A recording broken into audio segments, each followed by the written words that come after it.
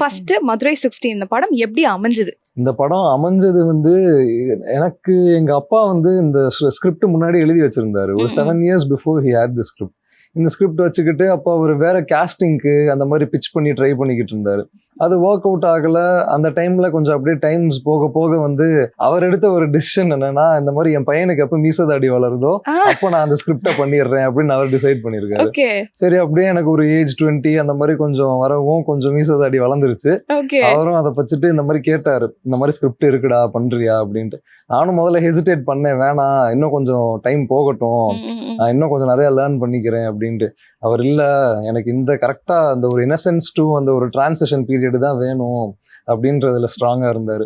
சரி ரைட், நம்ம ப்ரொசீட் பண்ணுவோம் அப்படின்னு இன்னைக்கு ரிலீஸ் டேட்ல வந்து நிக்குது. செப்டம்பர் 20. அப்பாவே ஸ்கிரிப்ட் வச்சிருக்காருன்னா அப்பா டைரக்டரா இல்ல?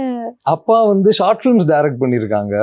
பட் ஆனா இந்த ஸ்கிரிப்டை வந்து ஃபீச்சரா பண்ணணும்னு தான் அப்பாவுக்கு வந்து அதோட ரூட்ல இருந்தே ஐடியா. சரி, அதை நம்ம ஷார்ட் ஃபிலிமா பண்ணிடவே கூடாது அப்படின்றனால ஸோ இப்போ நம்ம அதை ஃபீச்சரா போயிருவோம் என்னைய வச்சு அப்படின்னு பிளான் பண்ணிட்டாரு.